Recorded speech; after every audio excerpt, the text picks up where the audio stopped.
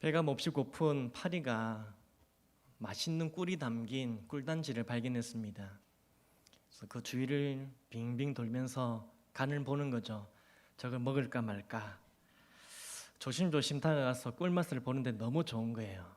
그래서 조금 더 먹고자 좀 더 가까이 가서 또 이렇게 먹습니다. 그러다가 날개가 꿀에 닿였습니다. 어떻게 됐겠습니까? 안간 힘을 써도 빠져나가지 못하는 거예요. 꿀단지에 빠지고 만 거죠. 그때 불나비 한 마리가 지나가다가 그것을 보고 그렇게 얘기합니다. 아이고 어리석은 녀석, 이 바보야. 그렇게 욕심을 내고 막 꿀단지에 달려드니까 그렇게 빠지게 되는 거야. 이렇게 합니다. 그리고 이제 밤이 되었어요. 밤이 되고 촛불이 딱 켜졌는데요. 이번엔 불나비가 그 촛불을 보면서 그 주위를 빙빙 돕니다. 그 빛에 취해서 어떻게 하지 못하는 거예요. 너무 그 촛불이 너무 아름다워서 그 주위를 빙빙 돌다가 더 가까이 가고 싶어서, 조금 더 가까이 가고 싶어서 가다가 어떻게 됐을까요? 한 번에 타 죽었습니다. 그랬더니 아직까지 꿀단지에 빠져서 죽지 않은 이 파리가 한마디 하는 거죠. 아이고 나보고 바보라 하더니 너는 더 바보구나. 그 달려들다가 한 번에 타 죽니. 그렇게 이야기하는 겁니다. 참 우스개 이야기인데요. 탐욕, 쾌락에 빠져드는 인생이 결국 어떻게 되는가, 그것을 보여주는 겁니다. 다시 말하면 탐욕과 쾌락을 쫓아 사는 인생은 지혜로운 인생이 아니라는 거, 그러한 사람은 지혜로운 사람이 아니라는 겁니다. 앞선 단락에서 바울이 에베소 성도들에게 그런 이야기하죠. 지혜 있는 자가 되라. 그래서 지난 시간 이 말씀을 함께 나눴는데요. 구원받은 하나님 백성들이 어떤 지혜로운 삶을 살 것인가? 그 지혜로운 삶은 첫째는 하나님의 뜻을 분별하는 거라 했고요. 두 번째는 내가 하나님 말씀대로 살고 있는지 내 자신의 삶을 살피는 거라 했습니다. 그리고 세 번째는 세월을 아끼는 거, 시간을 낭비하지 말고 하나님의 뜻을 기뻐하신 뜻이 무엇인지를 잘 분별해서 적극적으로 시간을 활용해서 주신 것을 활용해서 사는 삶이다, 그런 말씀을 드렸습니다. 이제 오늘 본문 보시면 또 같은 맥락에서 보면요, 이 바울이 에베소 성도들에게 권면할 때에 지혜로운 삶을 살기 위해서는 어떻게 되는가를 다시 한번 말씀하는데요. 특히 지혜로운 자답게 살 것을 권면하면서 특별히 18절 보면 술에 취하지 말 것, 그것을 경고하고 있습니다. 한 절 말씀인데 다시 한번 읽어봅니다. 시작. 술 취하지 말라. 이는 방탕한 것이니 오직 성령으로 충만함을 받으라. 아멘. 바울이 지혜로운 자에 대한 이야기를 하면서 이제는 술 취하지 말라를 꺼냈는데요. 바울이 술 취하지 말라고 말을 하는 것은 당시 사회 종교적인 배경과 좀 관련이 있습니다. 당시 헬라 세계 이방인들은 디오니소스라는 술의 신에게 제사를 드렸습니다.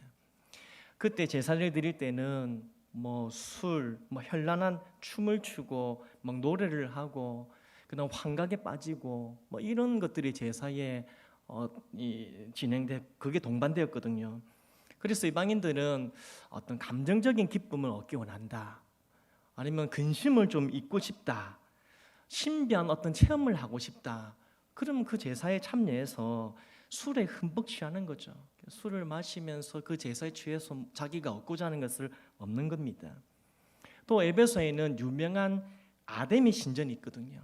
또 그 아데미 신전에서는 이방인들이 이곳에 모여서 술에 잔뜩 취하면요, 그 신전 안에 있는 여사제들과 성적인 음란함에 빠지기도 했습니다. 그 당시 문화가 그렇다는 거예요. 근데 문제가 뭐냐면 이방인이었다가 예수님을 믿고 구원받은 하나님의 백성들, 그 하나님의 백성들 중에 어떤 일부 사람들이 이 아데미 신전에 가서 술을 즐기는 자가 술을 즐겼다는 겁니다. 교회 나가서 예배를 드리면서도 이 예습관을 고치지 못하는 거죠. 그것을 고치지 못하고 아데미 신전에 가서 옛 친구와 만나서 술을 마시는 겁니다. 그래서 술에 취하는 거죠. 즉 예수를 믿었어도 세상의 이 쾌락을 버리지 못하고 죄의 종력을 따라서 죄를 짓는 일에 자신을 방임했던 것입니다. 따라서 오늘 바울이 그러한 사회 종교적인 배경에 익숙해져 있던 사람들, 에베소 성도들에게 술 취하지 말라, 다시 옛날로 돌아가지 말고 옛 친구와 함께 술 취하고 죄감대에 빠지지 말라, 그렇게 말하고 있는 것입니다. 오늘날 크리스찬의 증표를 하면 뭐라고 합니까?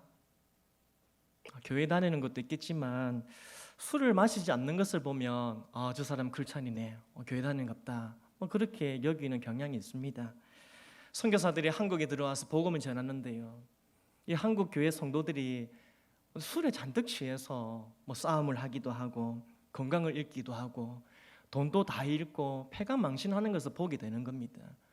그래서 그것을 보고 또 술에 잔뜩 취한 성도들이 교회 오면요, 이제 한국 교회 성도들이 술에 취해서 교회 와서 예배를 방해하기도 하고 또 선교사님들과 싸우기도 했거든요. 그래서 선교사님들은 신앙의 유익을 위해서 또 건강, 또 재산, 또 여러 가지 이유 등 그것을 위해서 금년, 금주 운동을 벌였습니다. 때문에 1900년 이후로 쭉쭉 가다 보면 개신교는 이제 교회 다니는 사람들은 술을 마시지 않는다, 그런 문화가 자연스럽게 자리 잡게 된 겁니다. 물론 요즘에는 교회 다니는 사람도 술 마시던데 이렇게 이야기는 하거든요.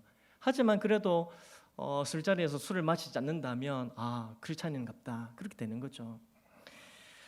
근데 아시다시피 술 마시는 것 자체가 죄입니까 아닙니까? 입에 술 대면 죄입니까?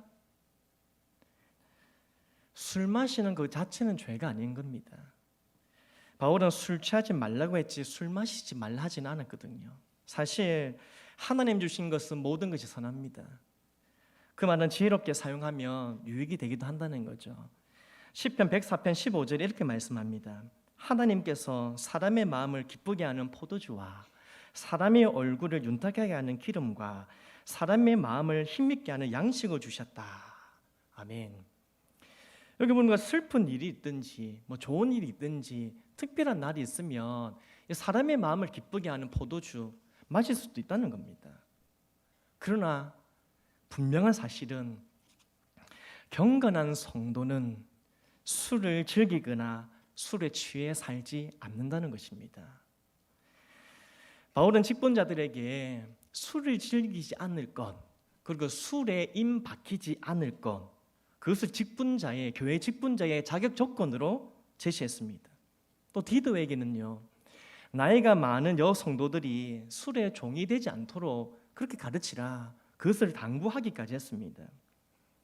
바울에게 술에 임박히지 말게 해라, 술 취하지 말게 해라, 이런 이야기를 했거든요.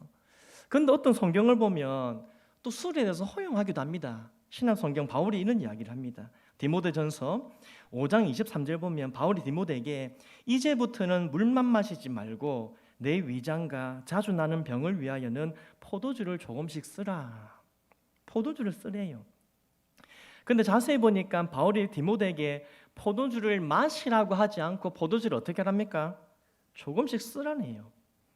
여기서 쓰라는 것은 치료를 목적으로 사용하라는 겁니다.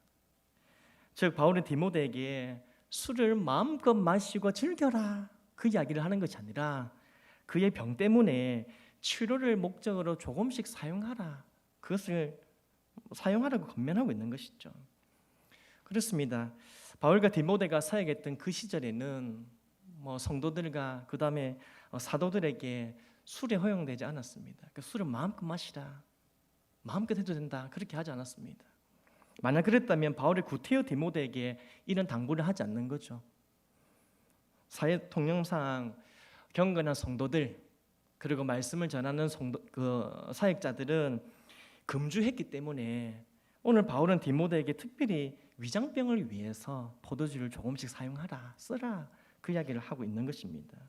그렇다면 바울이 오늘 에베소 성도들에게 술 취하지 말라, 그렇게 명령하는 이유가 무엇이겠습니까? 첫째는 술 취함으로 인한 피해가 크기 때문입니다. 술을 즐기는 자는 술에 취하게 됩니다. 나는 취하지 않는다, 그런 사람도 마시면 취하게 되는 거죠. 아시다시피 술에 취하면 실수하게 되고 죄를 짓게 됩니다. 잠언 23장 29절과 30절 말씀인데요. 같이 한번 읽어보겠습니다. 시작. 재앙이 네게 있느냐? 근심이 네게 있느냐? 분쟁이 네게 있느냐? 원망이 네게 있느냐? 까닭없는 상처가 네게 있느냐? 붉은 눈이 네게 있느냐? 술에 잠긴 자에게 있고 혼합한 술을 구하러 다니는 자에게 있느니라. 아멘. 재앙, 근심, 분쟁, 원망, 상처, 붉은 눈, 이게 다 누구에게 있다고 합니까? 술에 잠긴 자에게, 혼합한 술을 구하러 다니는 자에게 있다. 그 한국에서도 혼합주를 많이 마신다 하더라고요. 일명 소맥이라 하던데 들어보셨습니까? 안 해보셨어? 뭐 소주와 맥주를 이렇게 섞어서 한다는데, 혼합주의 문제는 더 빨리 취하게 된다는 겁니다. 그렇다 하더라고요. 한 통계에 따르면 사회 범죄의 70%가 술로 인한 범죄라고 합니다. 요즘 무섭게도 묻지만 범죄 많이 일어나지 않습니까?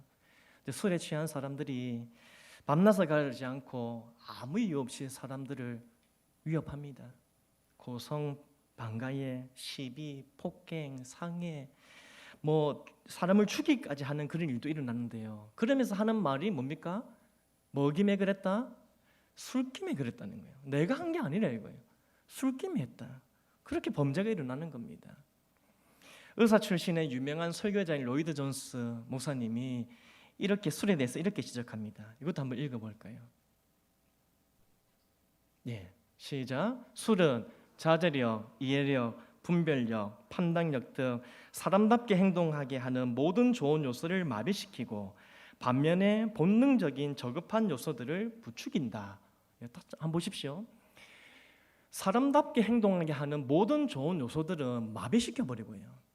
반면에 본능적인 저급한 요소들은 부추긴다는 겁니다.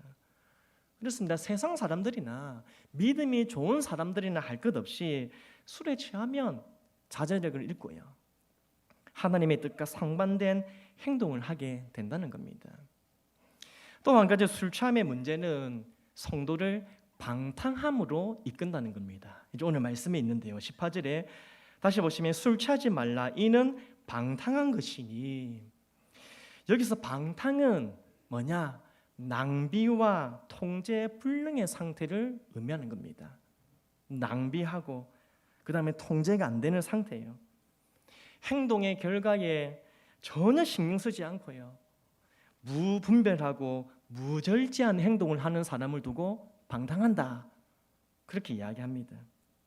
16절 보면 바울이 말세에 지혜로운 자는 밤의 자식들처럼 시간을 낭비하지 말 것을, 세월을 아끼라, 그 시간을 낭비하지 말라, 그런 이야기를 하고 있지 않습니까? 근데 술에 취하면 자신을 통제하지 못할 뿐 아니라 통제하지 못하니까 돈, 시간, 건강, 물질, 하나님 주신 모든 것을 낭비하게 된다는 겁니다. 로마서 12장 12절에 14절 보시면요, 이렇게 말씀합니다. 밤이 깊고 낮이 가까웠으니 그러므로 우리가 어둠의 일을 벗고 빛의 갑옷을 입자. 13절에 낮에와 같이 단정해가고 방탕하거나 술 취하지 말며 음란하거나 호색하지 말며 다투거나 시기하지 말고. 14절에 오직 주 예수 그리스도를 옷 입고 정력을 위하여 육신의 일을 도모하지 말라. 아멘. 이처럼 술에 취하여 방탕한 삶을 사는 것은요, 말세를 살아가는 성도들의 삶의 자세가 아니라는 겁니다. 하나님이 명하시고 하나님 원하시는 대로 살아가는 지혜로운 성도의 모습이 아니라는 겁니다. 그런데 저는 오늘 이 본문을 보면서 여기서 한 걸음 이제 더 나가게 원하는데요, 오늘 이 본문 에베소서 5장 18절은 단순히 술에 대해서만 경계하는 게 아니라는 겁니다. 단순히 술 취하지 말라 이것만 말하는 게 아닙니다. 본절의 이 논점은 뭐냐? 무엇을 내 마음과 내 삶의 중심에 둘 것인가? 무엇이 누가 나의 삶을 지배하도록 할 것인가 하는 것입니다.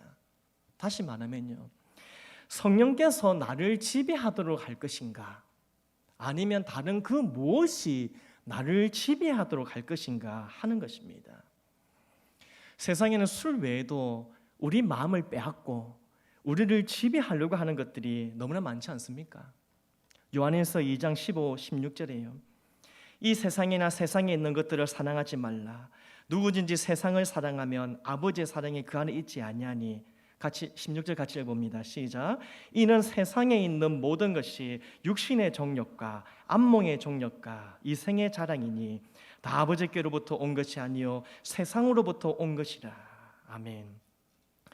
즉 세상에는 육신의 정욕, 안목의 정욕, 이생의 자랑 등 우리의 마음을 빼앗고요, 우리를 지배하려고 하는 것들이 너무나 많다는 겁니다.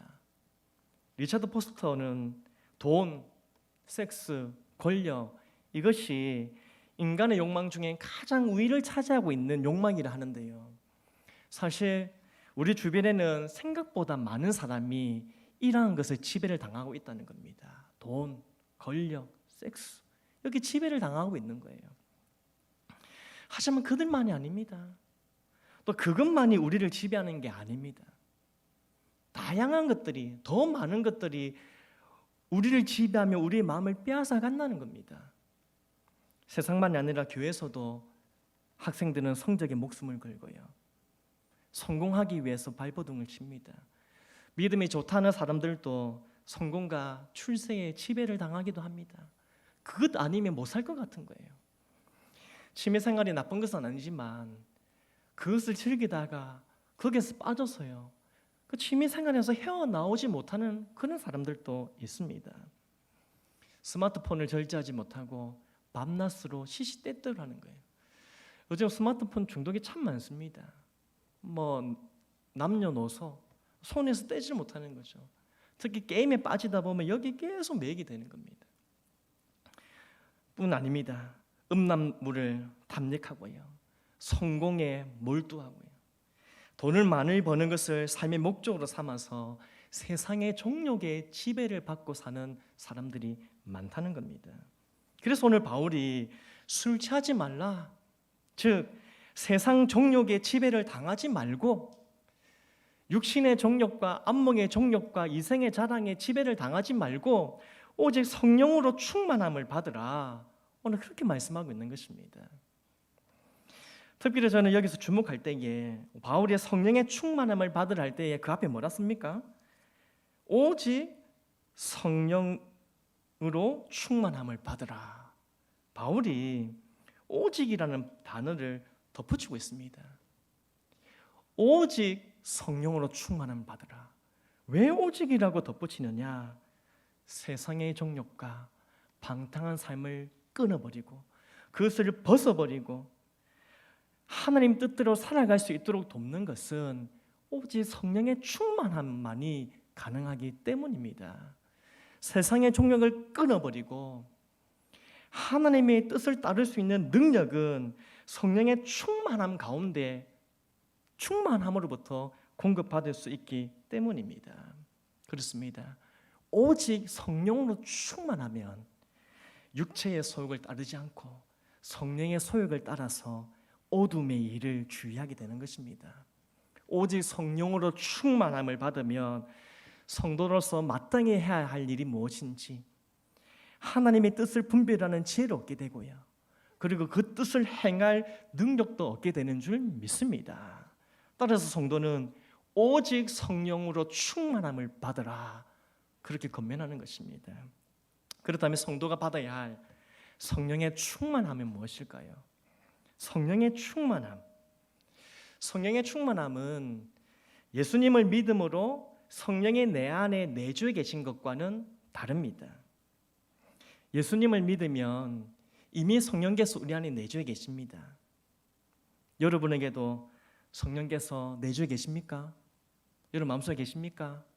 아멘입니다. 주일에도 목사님께서 한번 언급하셨거든요. 고린도전서 12장 3절 말씀처럼 예수를 주라 시인한다는 것은, 우리가 예수님을 주라 시인한다는 것은 성령께서 내 안에 내주하고 계신다는 증거입니다. 내 안에 계시니까 주라 고백하게 되는 거예요. 그런데 내 안에 성령님이 내주한다는 것이 성령으로 충만하다는 것은 아니라는 겁니다. 성령으로 충만한 것은 성령이 내 안에 가득 차서 나를 주관하시는 것입니다. 다시 말하면 내가 아닌 성령의 지배를 받고 성령의 다스림을 받는 것이 성령께서 내 안에 충만하다, 그것입니다. 따라서 내 안에 성령이 내 안에 가득하면요, 충만한 사람은 자신의 특별한 목적을 이루기 위해서, 아니면 뭔가 신비한 것을 경험하기 위해서, 아니면 큰 기적을 행하기 위해서 내 자신의 성령을 지배하거나 이용하려고 하지 않는다는 겁니다.